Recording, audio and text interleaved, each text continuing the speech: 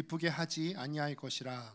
우리 각 사람이 이웃을 기쁘게 하되 선을 이루고 덕을 세우도록 할지니라. 그리스도께서도 자기를 기쁘게 하지 아니하셨나니 기록된 바 주를 비방하는 자들의 비방이 내게 미쳤나이다 함과 같으니라. 무엇이든지 전에 기록된 바는 우리의 교훈을 위하여 기록된 것이니 우리로 하여금 인내로 또는 성경의 위로로 소망을 가지게 함이니라. 이제 인내와 위로의 하나님이 너희로 그리스도 예수를 본받아 서로 뜻이 같게 하여 주사 한 마음과 한 입으로 하나님 곧 우리 주 예수 그리스도의 아버지께 영광을 돌리게 하려 하노라. 함께 읽습니다. 그러므로 그리스도께서 우리를 받아 하나님께 영광을 돌리심과 같이 너희도 서로 받으라. 아멘. 아까 이제 광고에 나왔던 말을 조금 더 보충 설명해야 할 것이 있어서 또 설명을 드리겠습니다. 학습 입교 세례 신청하실 분들은 오늘까지 신청을 해주시길 바랍니다. 학습은 예수를 믿으시고 우리 교회에 등록하시고 나서 6개월이 지나신 분들은 저에게 신청을 해주시면 됩니다. 입교는 유아 세례를 받으신 다음에 만 15세가 지나신 분들이 하는 것인데 아직 내가 입교를 받지 않으신 분들 세례도 마찬가지입니다. 저에게 오늘까지 신청을 해주시면 되겠습니다. 또 한 가지 광고입니다. 리더들에게도 아직 광고를 먼저 드리지 못해서 죄송합니다. 다음 주에 우리 교사대학이 진행됩니다. 다음 세대 교사대학이 있기 때문에 다음 주에는 우리 소그룹을 진행하지 않고 예배만 드릴 수 있도록 하겠습니다. 네, 말씀 같이 보았습니다. 오늘은 약자를 담당하는 삶이라는 제목으로 하나님의 말씀을 증거하도록 하겠습니다. 예전에 한 재미있는 자료가 있어서 제가 한번 유심히 본 적이 있어요. 그 자료가 뭐냐면은 통계청과 또 이제 정부에서 조사한 부부간의 가사분담이라고 하는 통계 자료가 있습니다. 여러분들 이제 다 결혼을 하실 것인데 가사분담을 어떻게 하셨으면 좋겠어요? 우리 형제들이 이제 막 다짐을 하잖아요. 내가 이제 결혼하면은 물 한 방울 안 묻히게 해주겠다. 이제 이런 거에 속을 세대는 아니잖아요, 그렇죠? 우리가 이런 거에 속지는 않을 텐데. 전체 성인 응답자의 약 4,884명 중에 81.2%의 사람이 아내가 남자보다 더 가사를 많이 한다 라고 대답했어요. 아직까지는 굉장히 압도적이죠. 우리 집 상황을 보면 크게 그런 것 같지 않은데 아직 통계적으로 봤을 때는 그런 것 같습니다. 비슷하게 분담한다라고 말하는 사람은 13.3%, 그리고 남자가 더 많이 하는 경우는 약 5.6%에 불과했다고 합니다. 맞벌이 부부는 그럼 또 어떻게 해야 될까? 다 같이 일하는 경우에는 그래도 또 남자가 더 많이 할 수 있는 거 아닌가? 맞벌이 부부도 그래서 따로 조사를 한 결과가 있습니다. 성인 응답자 2,385명 중에 약 75.9%가 아내가 가사노동을 더 많이 한다라는 자료가 있습니다. 남녀가 똑같이 일을 하는데도 이 여성이 더 가사 일을 많이 한다는 것입니다. 경제 활동 여부와 나이와 관계없이 여성들이 아직까지는 가사 노동을 많이 하고 있다라는 자료가 있었어요. 요즘은 참 한참 언제부터인지 모르겠지만 한창 이슈가 되고 있는 게 뭐냐면은 양성 평등에 대한 부분입니다. 여러분들께서도 좀 이런 부분에 대해서 고민을 해보신 적이 있으실 건데요. 세계적으로도 그렇지만 특별히 우리나라도 성차별이 굉장히 심한 나라 중에 하나입니다. 특별히 우리 교회 같은 경우는 교회라는 집단 자체가 갖고 있는 그런 보수성 때문에 이런 성차별이 더 도드라지게 나타나기도 하는 것 같습니다. 그나마 요즘 많은 사람들이 우리가 이 부분에 대해서 인식하고 노력해서 나아지고는 있지만 여러 분야에서 여전히 차별이 많은 것을 우리가 볼 수가 있어요. 그래서 이에 따른 웃지 못할 일들도 있곤 합니다. 또 한 인터넷 글을 보았습니다. 이 언급한 것과 같이 이제 남성들이 가사 노동에 참여하는 것이 현저히 떨어지기 때문에 똑같이 가사 일을 부담해야 된다. 남성들도 여성들과 똑같이 가사 일을 부담해야 된다라는 글이었습니다. 이 남성들이 집안일을 할 때 이제 쓰지 말아야 되는 표현 중에 하나가 그거라고 합니다. 집안일을 도와준다라고 하는 표현을 쓰면 안 되죠. 그런데 이 도와준다라고 하는 표현이 뭐냐면은 내가 남의 일을 대신해서 할 때 나는 그 일을 도와준다라고 하는 표현을 쓰게 됩니다. 그런데 이 가사 일은 남의 일을 도와주는 게 아니죠. 그렇죠? 빨래, 남의 빨래 빨아줍니까? 자기 속옷 빠는 거예요. 내 빨래 들어가 있고요. 내 아이들, 내 자식들 일하는 거예요. 설거지, 남이 먹은 것 해주는 거 아니죠. 내가 먹은 것 하는 겁니다. 그래서 집안일을 도와준다라는 표현은 적절치 않다는 거예요. 그래서 여기까지는 그래, 그럴 수 있지. 저도 스스로 이 글들을 보면서 부족한 부분을 채우고자 노력하는 입장이기 때문에 수긍했는데 스크롤을 계속 내리다가 제 눈이 의심케 하는 댓글을 보았습니다. 정확하게 그 워딩을 다 기억하지는 못합니다만 이런 내용이에요. 그러면은 남성들도 똑같이 가사 분담을 해야 되는 것이라면 여성들도 똑같이 남성들이 하는 일을 해라. 군대도 갔다 오고 건축 현장이나 온갖 험한 일들을 남성들이 하고 있지 않냐. 소리로는 안 나오고 있는데 눈으로 지금 야유하는 것 같으세요. 네, 소리로는 안 나왔어요. 네, 저는 확신하건대 이 글을 쓴 아마 남성분이겠죠. 남성분이 둘 중에 하나라고 생각을 합니다. 어린 소년이든지 아니면은 어린 소년 같은 정신 연령을 가진 성인 남성이라고 생각합니다. 적어도 이 사람은 두 가지 개념을 이해하지 못한 거예요. 첫 번째는 사랑이라는 개념을 이해하지 못한 것이고, 또 하나의 개념은 평등이라는 개념을 확실하게 이해하지 못한 거예요. 만약에 여러분들이 생각해 보세요. 내가 가장이에요. 내가 가장이어서 남편이라면은 가족 구성원들을 어떻게 생각해야 될까요? 가족들이 편안하길 바랍니다. 나와 함께 살고 있는 내 아내가 편안하길 바라고, 나의 울타리 안에 있는 내 자식들이 편안하게 살 수 있게 되기를 바랍니다. 그래서 그 처와 자식들이 편안함을 누리게 하기 위해서 내 모든 것을 쏟기를 원합니다. 더 섬기려고 합니다. 이게 사랑이에요. 실제적으로도 우리 남성들은 여성들보다 체력적으로 또 물리적으로 힘이 강합니다. 따라서 헌신하고자 하는 마음만 있다면은, 내가 정말로 아내와 자식들에 대한 마음이 식지만 않았으면은 하루 종일 일하고도 또 들어가서 또 섬길 수가 있어요. 마음만 있다면요. 힘들지만 사랑하는 가족들을 위해서 내가 한 발자국 더 움직이면 됩니다. 차라리 여기서 말씀을 전하는 제가 남자여서 다행입니다. 저도 그렇게 같이 공유하고 있는 입장이거든요. 힘들지만 이 사랑하는 가족들을 위해서 우리가 조금씩만 형제들이 더 할 수 있으면 돼요. 평등은 뭐냐면은, 평등은 양적 개념에 있어서 모든 걸 다 똑같이 하는 것이 아니라 능력에 맞게 분배하는 것이 바로 평등이죠. 힘이 더 있으면은 일을 더 하면 됩니다. 힘이 더 있고 내가 저 사람을 사랑하는 마음이 더 있다 그러면은 더 감당할 수 있으면은 하면 되는 겁니다. 이게 강자의 덕목이에요. 강자는 사랑하는 사람들, 다른 이들을 품고 수용하는 능력을 가진 사람들이 바로 강자예요. 오늘 함께 보신 로마서 15장 1절 말씀을 다시 한번 보시도록 하겠습니다. 1절 말씀 함께 읽습니다. 시작. 믿음이 강한 우리는 마땅히 믿음이 약한 자의 약점을 담당하고 자기를 기쁘게 하지 아니할 것이라. 아멘. 지금 이게 에어컨이 안 나오는 거죠. 중앙에서 하는 거죠. 그렇죠? 네. 이 말씀의 배경을 보기 위해서는 이전 장하고 또 같이 연계를 좀 해봐야 되는데, 이전 장의 로마서 14장 2절을 보면은 당시 이 교회가 갖고 있는 문제점이 무엇인지를 우리가 알 수 있는데, 교회 안에서 어떤 문제가 있었냐면은 음식에 대한 논쟁이 있었어요. 당시 시장에 나오는 육류 가운데서는 한번 우상들에게 바쳐졌다가 제물로 바쳐졌다가 시장으로 나오는 물건들이 있었어요. 그런데 그리스도인들 사이에서 이것을 두고 논쟁이 일어나는 거예요. 한번 우상한테 바쳐졌던 제물인데 이거를 우리가 사서 먹으면 될까요? 안 될까요? 여러분, 제사상에 올라갔던 음식들 먹어도 됩니까? 안 됩니까? 안 돼요? 되나요? 소그룹 사이에서 얘기해 볼 수 있을 만한 상황인 것 같은데요. 이에 대해서 바울의 주장이 여기에 대해서 확고합니다. 하나님께서 창조하신 모든 것들 중에 속된 것이 없다. 속된 것이 없다는 말은 뭐냐면은 천한 것이 없다, 악한 것이 없다는 말입니다. 하나님께서 창조하신 것들 중에 악한 것이 있습니까? 사람이 악용하기 때문에 악해지는 것이지 창조하신 본연의 것들 중에 악한 것이 있습니까?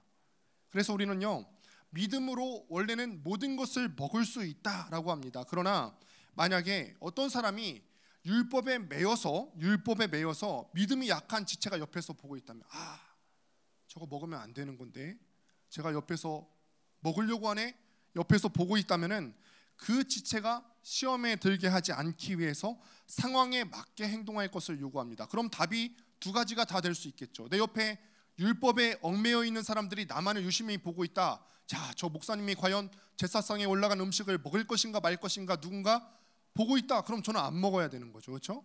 근데 아무도 없다. 먹을 수 있다는 것입니다. 그 지체를 위해서 먹지 않을 수도 있고, 혹은 하나님께서 창조하신 모든 것이 선하기 때문에 원체적으로는 먹을 수도 있다라는 거예요.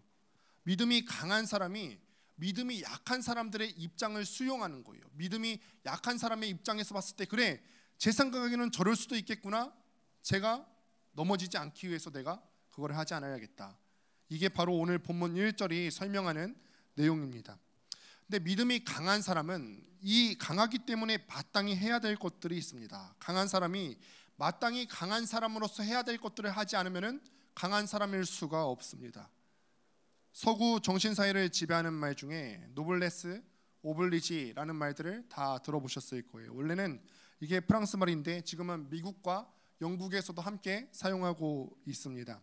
노블레스라는 말은 뭐냐면 귀족이라고 하는 말을 갖고 있고, 오블리지라고 하는 말이 뭐냐면 의무나 책임이라는 뜻입니다. 그래서 상류 사회에 속해 있는 사람, 소위 말하는 사회에서 힘이 있고 파워가 있는 사람은요, 사회 속에서 감당해야 되는 어떤 책임과 의무가 있다는 거예요. 보통의 사람들보다도 자신들이 더 뭔가를 할 수 있는 위치에 있고 힘이 있는 사람들은 더 많이 해야 된다는 거예요. 지도 계급에 속해 있음에도 의무와 책임을 다하지 않으면 오히려 조롱거리가 되겠죠. 그래서 본문을 보시면요, 믿음이 강한 사람들이 해야 될 일들에 대해서 나오고 있는데, 먼저는 연약한 사람의 약함을 감당하라라고 했어요. 분명히 우리가 봤을 때 믿음이 약한 사람이 있습니다. 내 옆에서 봤을 때 이 부분은 저 사람의 약함이다라고 드러날 만한 것도 있어요. 이럴 때 저 사람이 저게 약해 비난하고 들추고 싸우고 험담하기보다는 어떻게 해야 되냐면은 약점을 내가 담당하는 거죠. 부모 자식 간의 경우를 한번 생각해 보실게요. 자녀들이 어린아이들의 연약함과 어떤 미숙함을 부모가 채워주고 다 메워줍니다. 자녀들이 아주 어릴 때는 연약하죠. 아주 연약합니다. 그래서 아이들이 성장할 수 있도록 부모가 계속해서 보호해주고 약점을 채워줘야 되는 책임이 있어요. 만약에 부모가 자녀가 연약한 부분들이 분명히 있어요. 자녀들을 볼 때 연약함이 있죠. 아직 어린 나이 때는 혼자 씻을 수도 없고 대변을 혼자 가릴 수도 없어요. 그런데 이런 연약함을 보고도 그대로 방치해 둔다면 어떤 특별한 사연이 있지 않은 이상은 부모이기를 포기하는 거예요. 예전에 가슴 아픈 뉴스들이 있었어요. 어떤 뉴스들이 있었냐면은 천안에서 계모가 어린아이를 가방에 감금해 놓았다가 아이가 사망하는 사건이 있었어요. 이럴 수가 있습니까?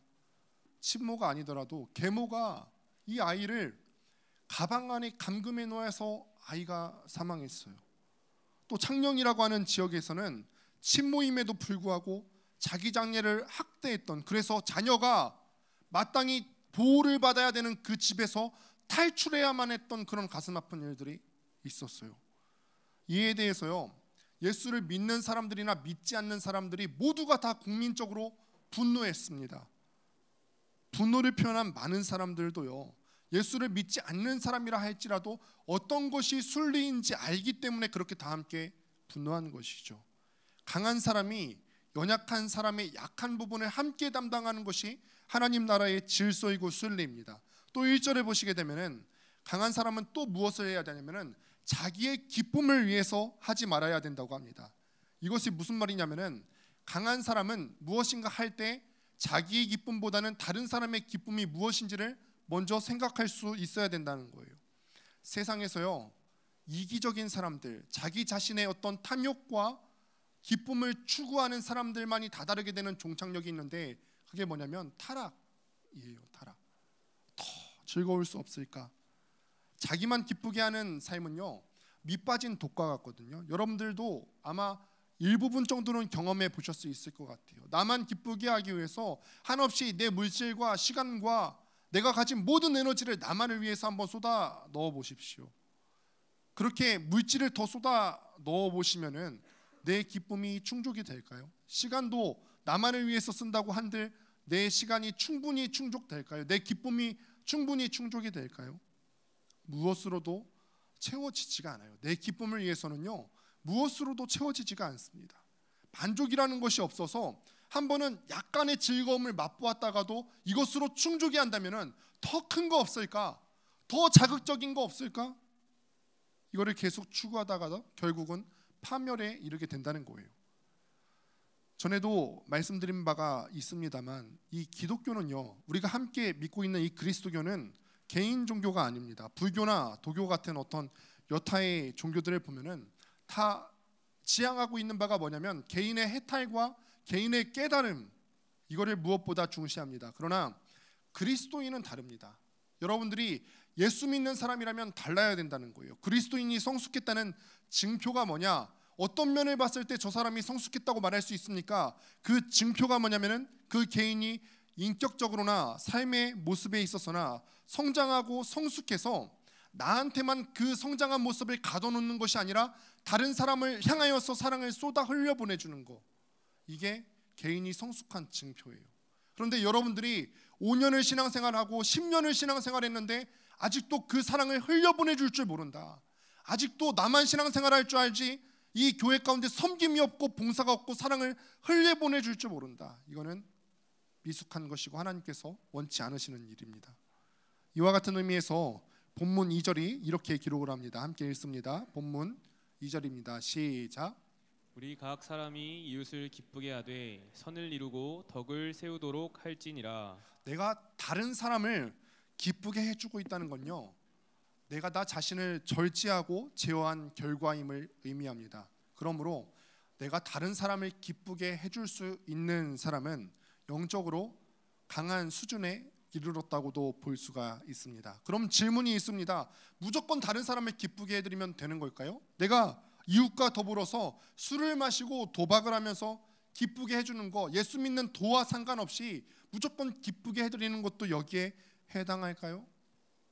그렇지 않습니다. 2절을 다시 한번 자세히 보시게 되면은 우리 각 사람이 이웃을 기쁘게 하되 다음이 어떤 전제되는 것들이 나오겠죠. 명시되어 있는 전제의 조건이 있음을 보게 되는데, 이어 나오는 구절을 보면은 선을 이루고 덕을 세우도록 갈지니라. 우리가 다른 사람의 기쁨을 위해서 우리의 시간과 물질과 에너지를 쏟되 선을 이루고 덕을 세우기 위해서 해야 된다는 거예요. 이웃을 기쁘게 해야 되는데 여기에 대한 목적이 있고 지향점이 있다는 거예요. 내 이웃에, 내 옆에 있는 지체가 이 사람도 선을 행할 수 있도록, 그 선은 하나님께서 원하시는 일이겠죠. 그 선을 행할 수 있도록, 그리고 내 지체가 덕을 쌓는 일에 최선을 다할 수 있도록 우리가 옆에서 기쁨이 되어줘야 한다는 거예요. 목적이 있다는 거예요. 육체적인 강함은 주먹의 힘으로 드러나고 군대의 강함은 무력으로 드러납니다. 신앙적으로 강한 것이 무엇이냐? 신앙의 강함은 무엇으로 드러날까요? 선과 덕으로 드러납니다. 그래서 강한 믿음의 소유자는요, 다른 사람, 내 옆에 있는 사람, 내 소그룹 멤버들을 같이 기쁘게 하되 선을 이루고 덕을 함께 세워나가기를 힘써가는 거예요.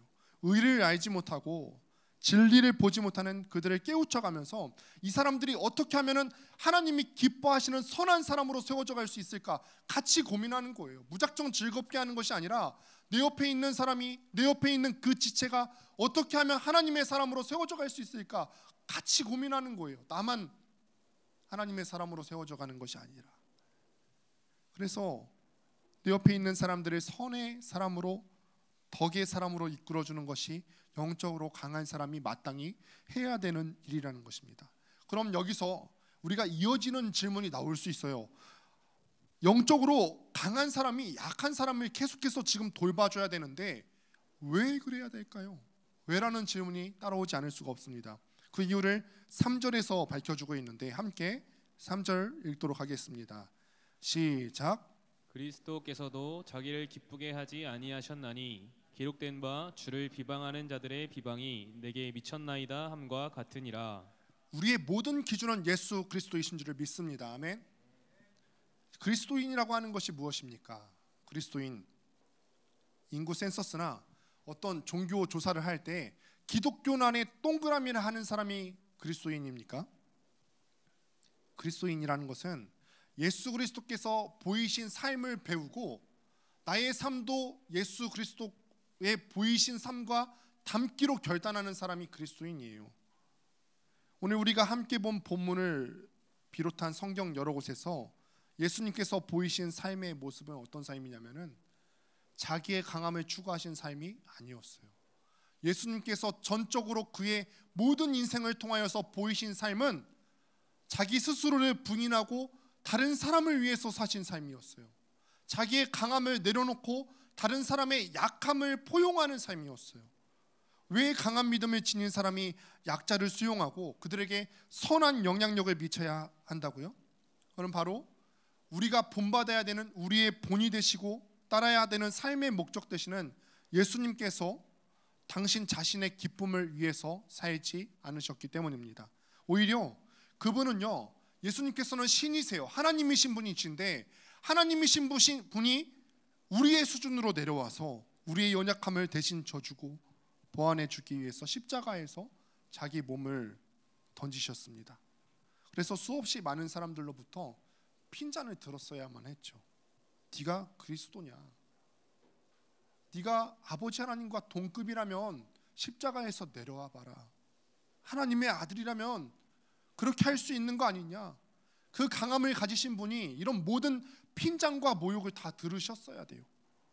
모욕당하고 비방받으면서 타인의 기쁨을 위해서 다른 사람이 선과 덕의 사람으로 세워져 가기 위해서 심지어 목숨까지도 바치셨다는 거예요. 그분의 삶이 너무도 연약하고 무가치해 보여서 사람들은 이 사람이 어떤 사람들은 그리스도가 아닌 것으로 여겼어요. 그러나 예수 그리스도께서는 원래부터 힘이 없으신 분이 아니시죠. 죽으시고 3일 만에 부활하실 정도로 죽음을 깨트리고 부활하실 정도로 강한 분이셨습니다. 우리의 인간적인 눈으로 바라봤을 때는 로마 병정들에 의해서 잡히시고 죽임당하는 것처럼 약해 보이시는데 그 믿음은 사망의 권세를 괴멸시킬 정도로 강한 분이셨어요. 죽음을 이기는 것보다 이 세상에 강한 것이 또 무엇이 있겠습니까? 그런데 충분히 강하셨음에도 불구하고 그 강함을 자기의 어떤 안위나 평안함이나 자기의 기쁨을 위해서 사용하시지 않고 오히려 우리 모두를 위해서 자신의 모든 것을 다 내어주셨다는 거예요. 우리가 마땅히 따라가야 할 삶이 바로 이 삶입니다. 내가 나의 욕심과 야망을 만족시킬 만큼 충분히 강하다 할지라도 내가 아닌 내 이웃을 위해서 내 힘과 에너지를 모든 것을 다 쏟는 거예요. 그래서 저도 스스로의 모습을 돌아봅니다. 내가 목사인데 내 옆에 있는 약한 사람들이 내 눈에 수두룩하게 보이는데 그 약함을 위해서 내 힘과 에너지와 정열을 다 쏟고 있는가? 나는 늘 다짐하거든요. 나도 여러분들과 똑같이 한 명의 성도로서 예수님 따라 살아야지. 나도 그리스도의 제자로 살아야지.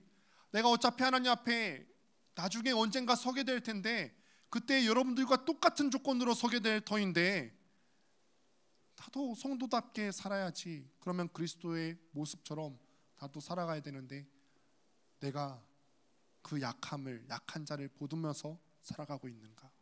우리도 그렇게 스스로에게 질문을 던져볼 수 있을 것 같아요. 여러분은 어떠십니까?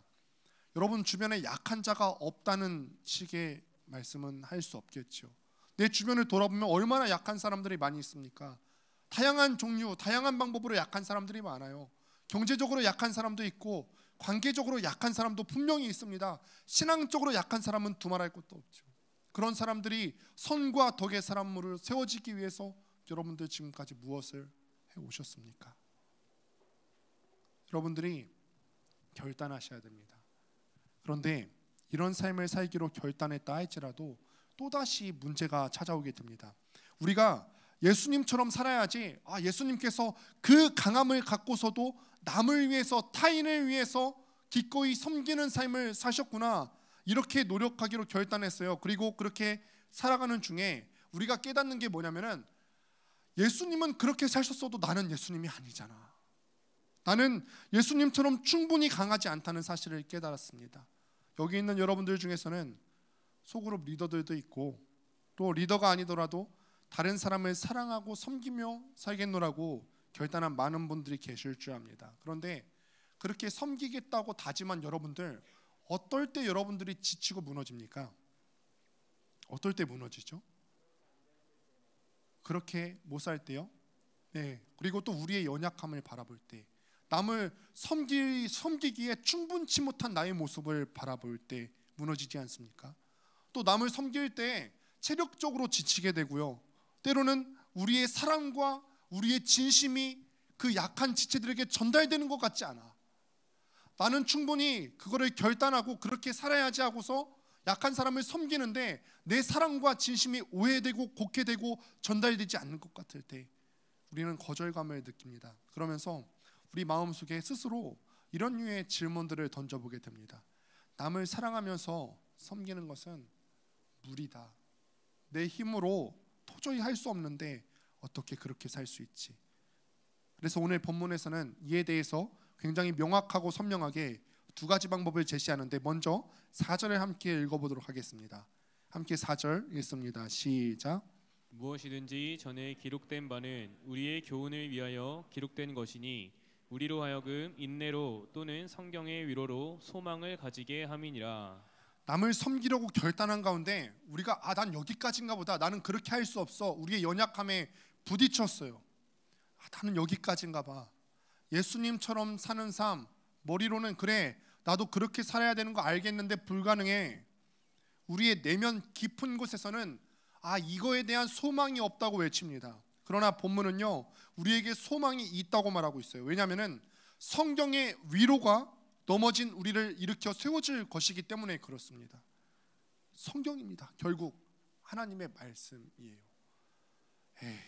또 그 소리 하신다 생각할지 모르겠는데, 여러분, 세월이 지나고 상황이 바뀌어도 목사가 여러분들에게 할 수 있는 단 한 가지 말은 말씀과 기도 외에는 답이 없다는 거예요. 4절에서 전에 기록된 바라고 표현이 되어 있는데, 전에 기록된 바라고 하는 표현하는 것은 무엇이냐면은 기록되어서 전해져 내려오는 성경 말씀을 의미합니다. 하나님의 모든 말씀이 인간을 바르게 교육하고 가르치기 위함임은 그리스도인들은 다 알고 있는 어떤 기본적인 상식입니다. 바울은요, 하나님의 말씀 없이는 절대로 참 그리스도인이 될 수 없음을 다시금 일깨워 주기 위해서 오늘 본문에서 그 기본적인 상식을 언급해 주고 있는 것입니다.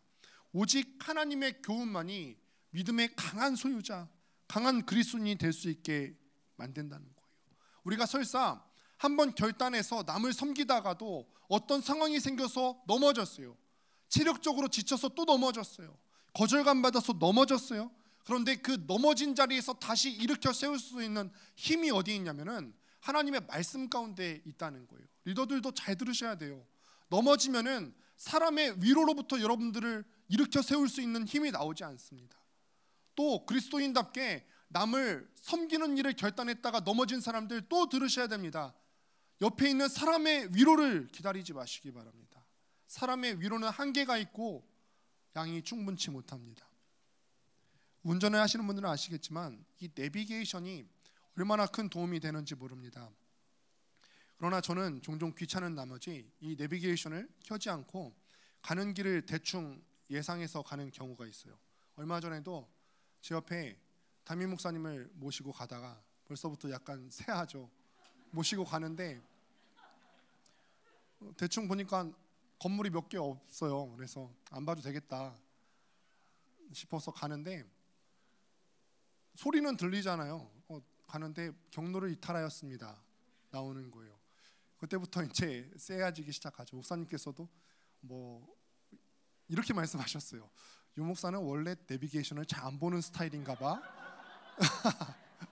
네, 그렇게 말씀하셨어요.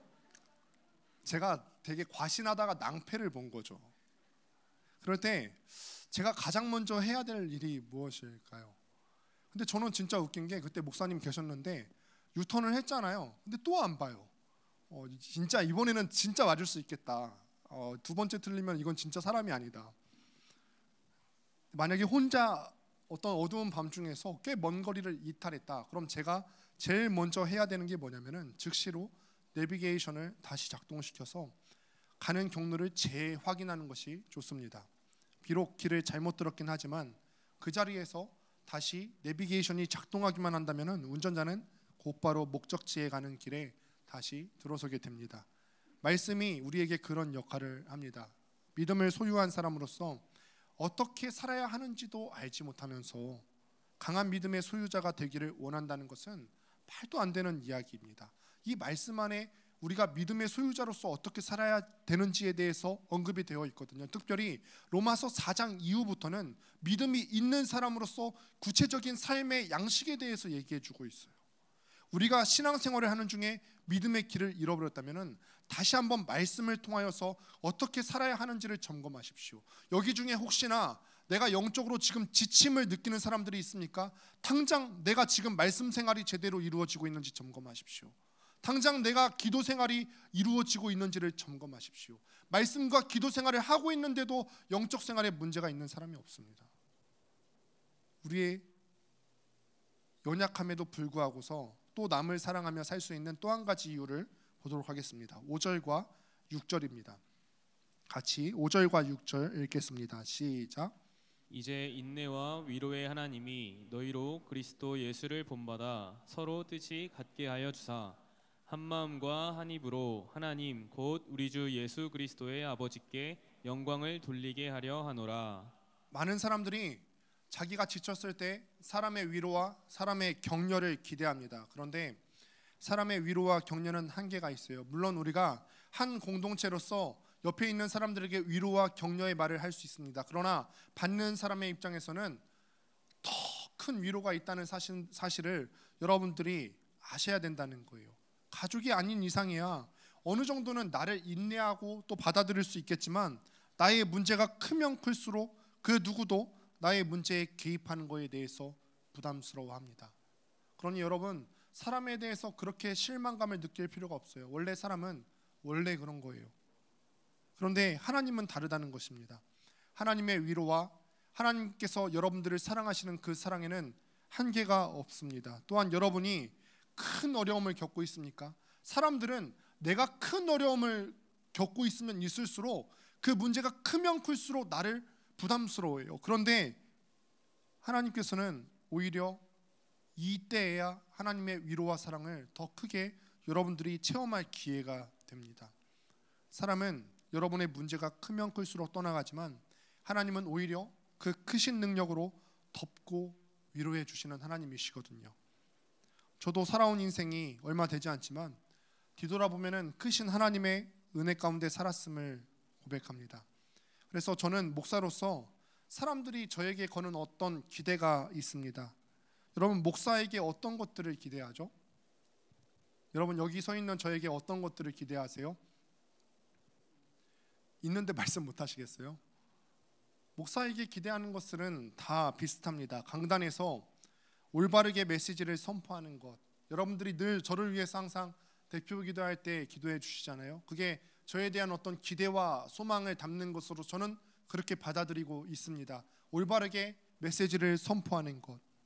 또 다른 사람들을 끝까지 사랑해 줄 것을 기대합니다. 만약에 목사된 사람으로서 이 영혼을 위해서 품고 사랑하기를 포기한다면 참된 목자가 아니죠. 지금 여러분들에게 하는 이 말씀의 골치를 약자를 담당하는 삶, 영혼들을 품고 사랑하는 일은요, 사실은 여러분들에게 제가 설교하는 내용이기도 하지만 제가 먼저 목사로서 살아내야 되는 삶이기도 합니다. 돌격대장처럼 앞장서서 살아내야 되는 삶이에요. 그런데 앞서 이야기했듯이 우리에게는 다 연약함이 있다는 거예요. 그리스도를 본받아 남을 수용하는 삶을 살기로 결단했어도 여러 가지 이유로 무너지고 또 넘어집니다. 그리고는 종종 내 자신이 완전히 탈진되어 버리는 경우도 경험을 하게 됩니다. 저도 그렇습니다. 마음으로 사랑하고 생각하고 그런 것처럼 표현이 이루어지지 않는 개인적인 연약함도 있고요. 또 거절함에 대한 두려움으로 밤잠을 설치는 경우도 종종 있습니다. 저뿐 아니라 아마도 많은 목사님들이 다 그럴 거예요. 이런 영혼에 대한 책임이 있는 분들이 대부분 그럴 거라고 생각합니다. 소그룹 리더들도 자기 맡은 소그룹에 대해서 책임감을 느끼는 사람은 그 소그룹 멤버들의 아픈 것 때문에 밤잠을 못 이룬 경우가 있어야만 합니다. 이럴 때 저에게 절대적으로 위로가 되는 순간이 있어요. 절대적으로 위로가 되는 순간은 말씀을 보는 순간입니다. 아이들을 재워놓고 캄캄한 밤중에 책상 스탠드 하나만을 켜서 성경을 마주하게 됩니다. 제가 요즘에 그게 생겼어요. 이 뭐라 그러죠? 이 큰 거? 네, 태블릿이 생겼어요. 네, 그렇게 저랑 세대가 같은 세대임에도 불구하고 태블릿이 생겨서 이렇게 성경이 있거든요. 어플이. 그래서 어플을 받아서 보는데 침대에 맡에 앉아서 기대서 보는데 그 느낌이 아닌 거예요. 그래서 다시 껐어요. 있어도 기계를 잘 못 쓰는 사람인가 봐요. 어떨 때 나에게 위로가 되는 순간이냐면은, 제가 우리 집 그 거실에 보면은 주황색 불 등이 하나 있거든요. 장 스탠드가 하나 있어요. 그 장 스탠드를 하나 딱 켜놓고 한 10분, 20분, 1시간 정도 신앙서적하고 말씀을 쭉 묵상하다 보면은 하나님께서 주시는 절대적인 위로가 있어요. 이거는 제 아내도 저를 위로해 줄 수 없는 부분이고, 왜냐하면 제가 있는 모든 것들을 아내에게 다 얘기하진 않거든요. 아내도 나에게 줄 수 없는 위로고, 여기 있는 마을장과 리더들이 저에게 그런 충만한 위로를 줄 수 있습니까? 그렇지 않아요. 이거는 사람으로서 받을 수 있는 위로가 아니라 하나님께서만 저에게 주실 수 있는 그 위로가 있습니다. 성경에 고난을 마주했던 인물들을 위로하시는 그 하나님께서 지금도 살아계셔서 나를 위로하셨던 순간들이 떠올려지기 시작합니다. 그때 내 마음의 기도의 문이 열려지게 되고, 마음에 응어리졌던 것들이 풀려지게 되고, 다시 한번 살아가겠노라고 결단할 수 있게 되는 거죠. 사랑하는 여러분, 말씀을 마무리합니다.